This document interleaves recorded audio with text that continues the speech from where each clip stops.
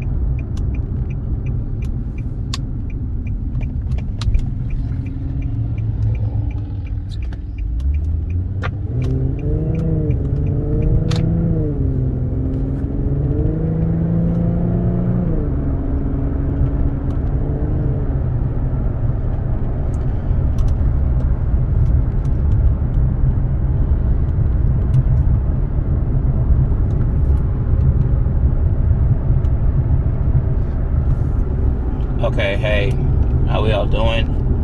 I think I've done a long enough walk around and being quiet of the video, so this is the part where I talk. If you don't much want to hear about me talking about the vehicle, you can go ahead and stop the video. Sorry, saying vehicle. Stop the video. So this is a 2010 G37 Sport, coupe sport anyway. As you can see, it has a few mods done to it already. It has a custom steering wheel with a custom airbag stitching as well. Has the Tesla radio. Has a shift knob, a carbon fiber shift knob as well.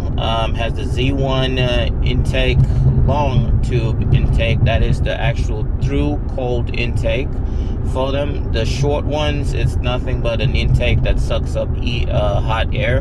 This is an actual through cold intake. Added an aftermarket grill, whereby it's a more opening, whereby it can suck more air, cooler air into the intake as well, therefore giving it a little more juice than usual. It's an automatic, yes, sadly. It's not a 5-speed, it's not a 6-speed, sorry. So do forgive me for that. It has 106,000 miles, going on 107,000 miles. It's well maintained.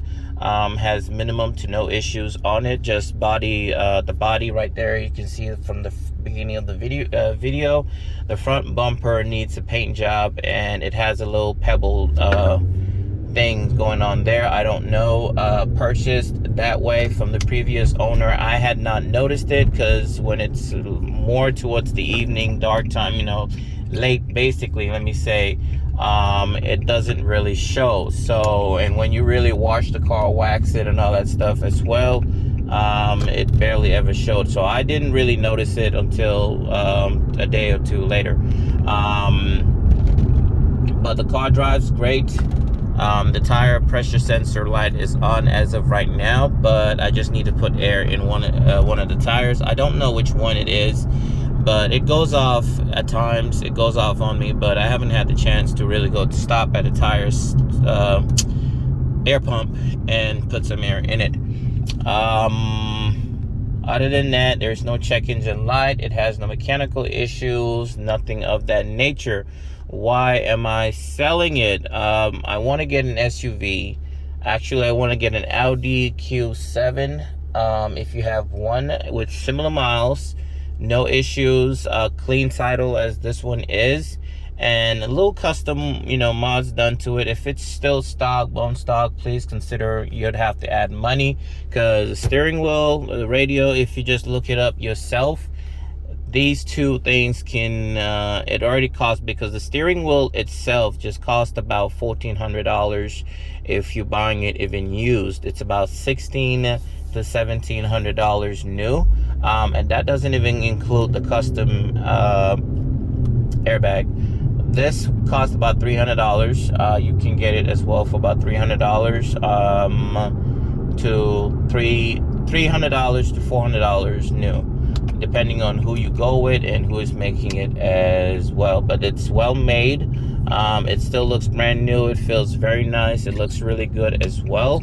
The Tesla radio cost, it's about $500 to $680, depending on where you're buying it from. If you're buying it on eBay, it's gonna be within the $700-800 range. None of these include prices, include installation cost.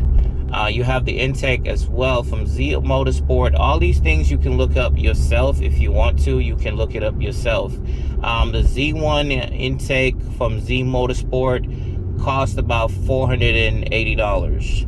So then you have the oil catch can that's on it as well. It's actually 2 oil catch cans that's on it as well. That costs about $300. So all these things adds up.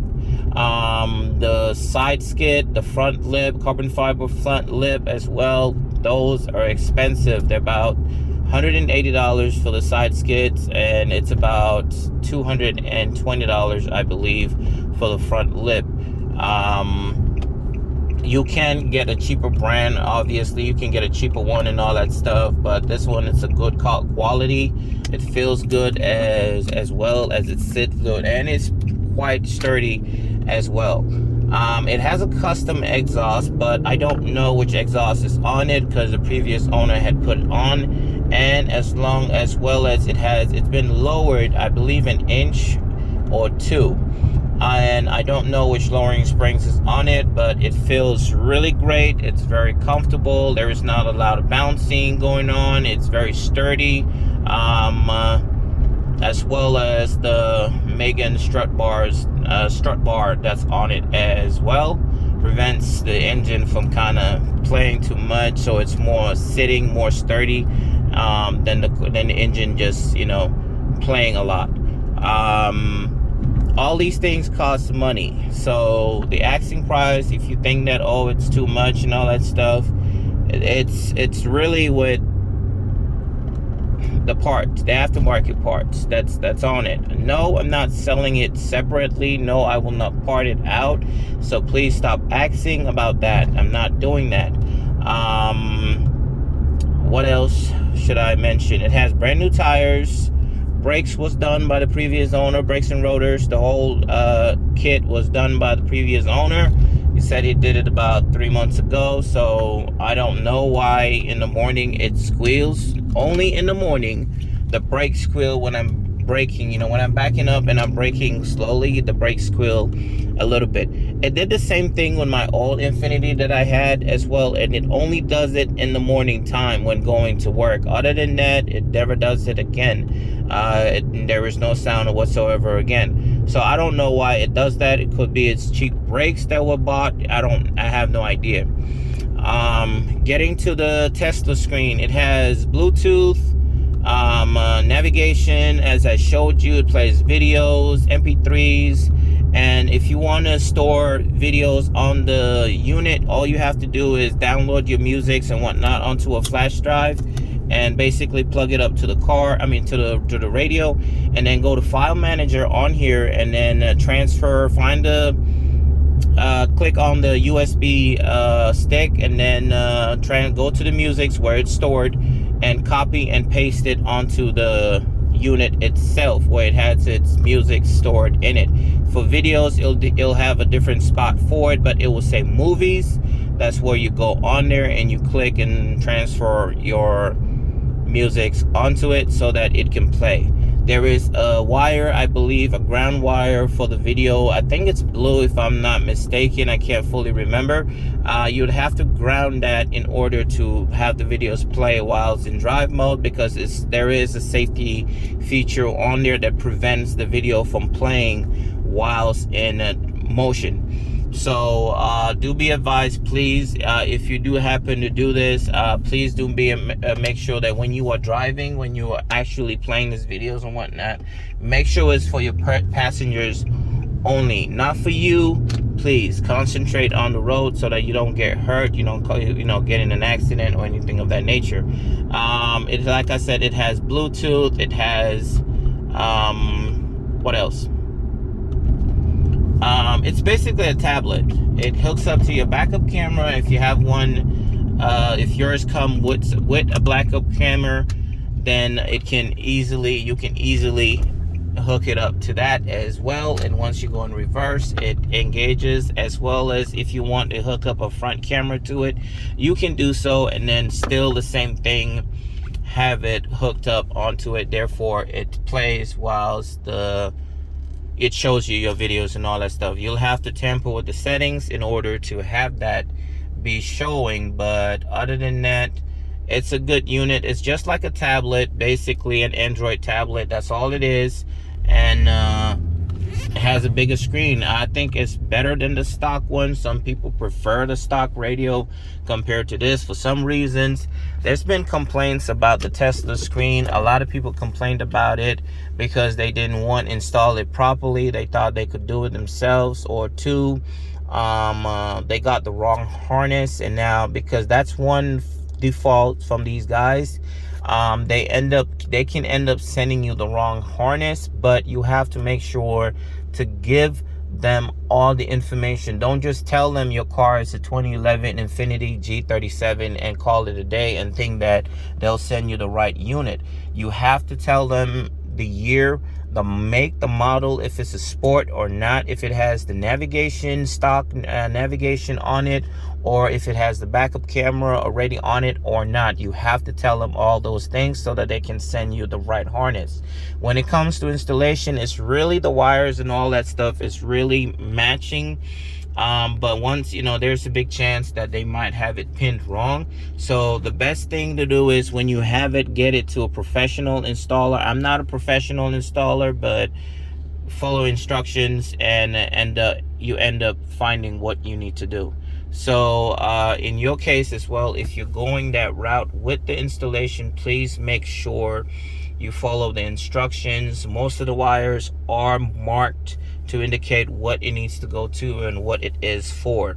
So other than that, the first gen, you want to avoid that one of the unit. You want to get the newer released model. It might be a few dollars more, but get that, because with that they upgraded the version of it, the Android version, software version of it, and they may have had tweaks with newer models that's been corrected. I mean, the older models might have had issues, and the newer models, those issues had been fixed. With one, heating issues, some people complained about it gets hot and then it just shuts off automatic on its own. If it's too hot outside and whatnot, it shuts off on its own. I know I've seen some people complain about that as well. So with all that, do be advised that when you're buying this, try and get the most recent version of it than going for the older versions.